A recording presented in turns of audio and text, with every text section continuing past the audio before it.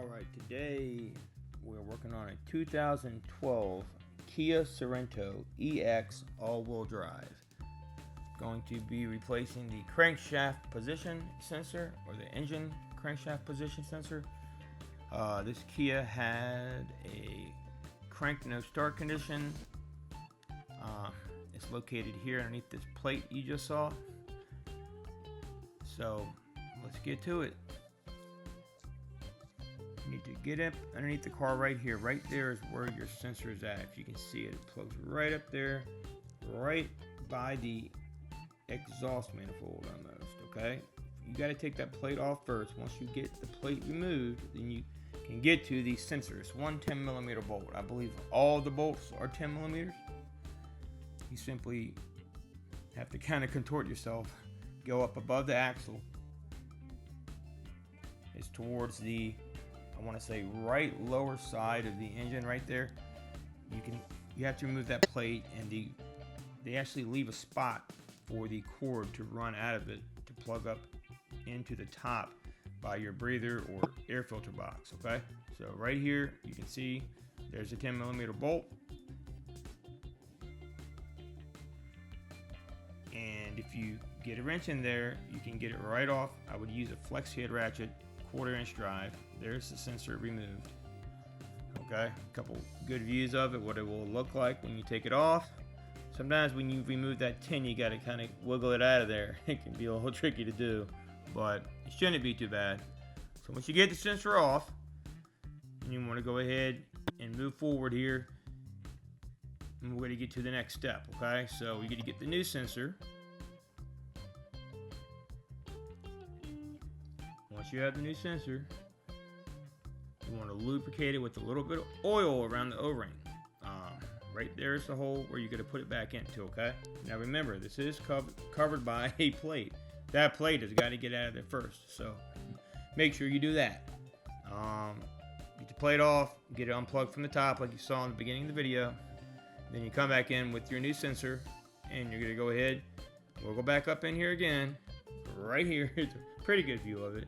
Really hard to film. You're gonna have to bear with me. I'm not gonna be able to get some of this on film because it's just no way to really place my camera or my phone I was actually using here. So I actually have a live stream now. If you want to see the whole live stream, feel free to check it out. But right there, I have the new sensor plugged in. I'll go ahead and snug it up first, right?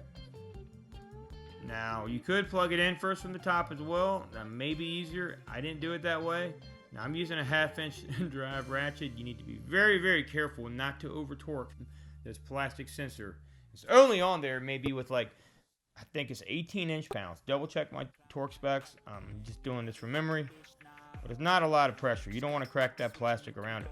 You're gonna cause all kinds of problems, but you don't need a lot of torque on that. Just to hold it in good enough, okay? You also have a cover plate that goes over top. I believe it should have 2 screws. The one here only had 1. Right here you can see, I think I'm putting the cover plate back on now.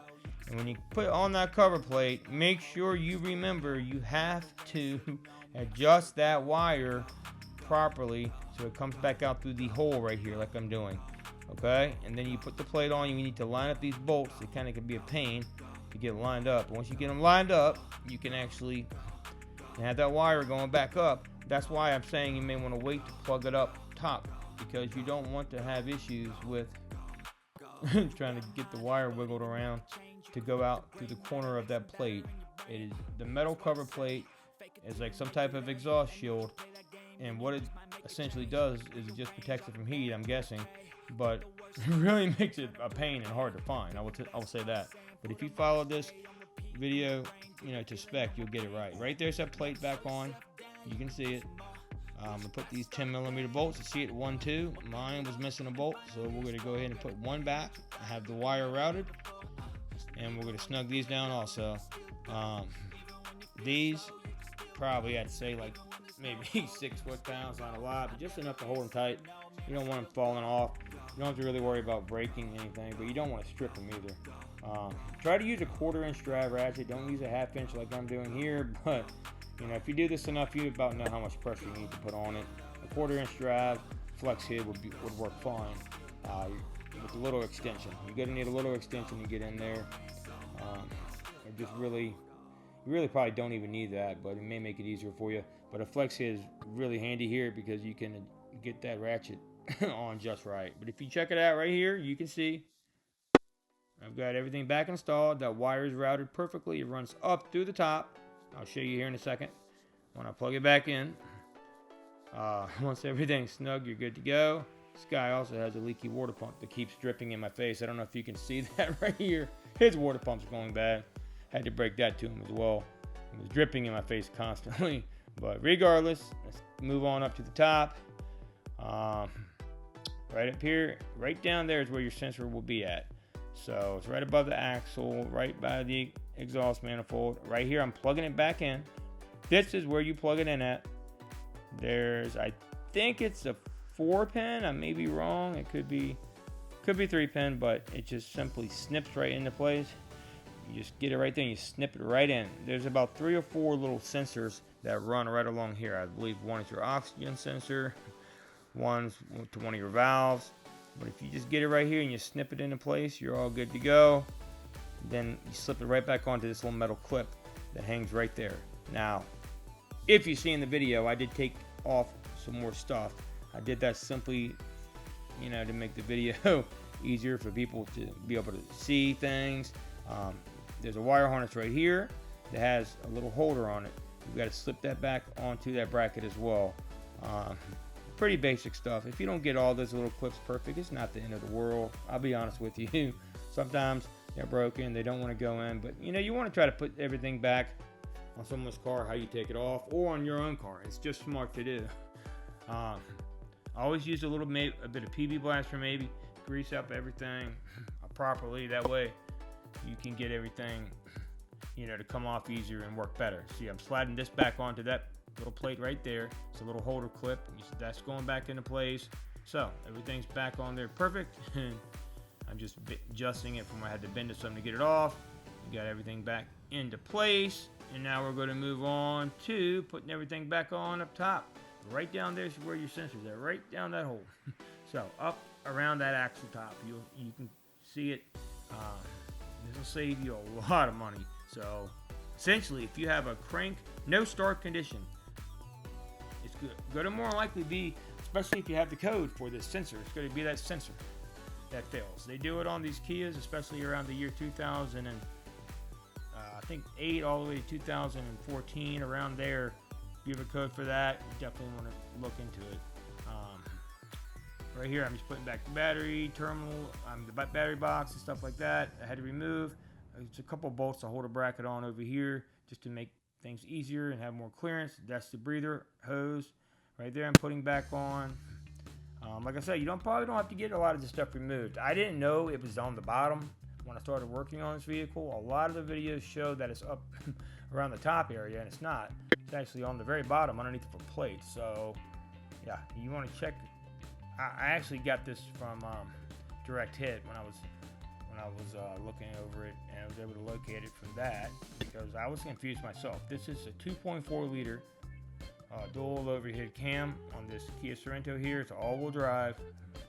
So if you have this particular engine, that's where your crankshaft position sensor will be located. Pretty much everything was a 10mm bolt, honestly. If you have a 10mm bolt, a flex head ratchet, or just really, probably can use a regular ratchet, but really a 10mm is all you need. Probably, honestly, can get away with using a 10mm wrench if you need. But right here, I'm just putting back on the clips to the breather. These simply, they unscrew and they have a little screw in the center. So you need to unscrew them all the way with your hands. Just take the center part, you screw it all the way out, and you push the tab down in, and it slides in. And then when you screw it down gently, it allows everything to spread out. So right back there will be your sensor. We've got everything back. We're going to attempt to fire this guy up here in 1 second and see what happens. But overall, not too bad of a job. Maybe took me about an hour and a half, 2 hours to get everything completed. Good stuff though. Went well. It's a good way to save yourself several $100s easy if you're having this issue. It's got a lot of mile on his cars. You can see that water pump seen better days. It's definitely tripping, but right up in there is where your sensor is going to be at. here in a second too, at the end of the video, I'm going to show you a few sensors that I got offline that are a perfect match for this vehicle. Make sure you check them out. Brands, you know, really don't matter as much these days with the aftermarket parts. You can spend another $60-$70 on a sensor if you want, or you can just get, you know, the old good old-fashioned AutoZone or Advanced Auto Parts sensor. I'm not being biased here. It doesn't matter to me where you go, you know, or O'Reilly's, whatever auto store you prefer. Make it happen. Napa too. There's the drippy water pump I was talking about. I told him about that. He said his battery light had been coming on as well, and it had been because those bearings in that pump were going bad, unfortunately. You can see all that green fluid all over there. It was kind of bouncing me in the head the whole time I was working and all over my shirt. It was a mess, but we got this done. Guy was out of town, just needed to get back home, so he didn't have time to get the pump done, but you know, he needed his car to start, so went ahead, got it done. I'm checking it right here with my computer. As soon as I put my computer on to check it, didn't even have to clear it. Code's gone. So code went right away. Good stuff. So everything worked out well. If you have any questions, like I said, I do have a live stream on my page. I'm not the best at linking everything together yet, so kind of just gonna have to check that out for yourself. Find it. But right here's a good view of the sensor. You can see they kind of get a little melted in some spots. They actually go in around where the engine, right where everything's at. Okay, and what happens is it'll spin around and it kind of keeps your car in time. If you start to fail, it doesn't know the timing of the car. It doesn't tell your car how to make combustion.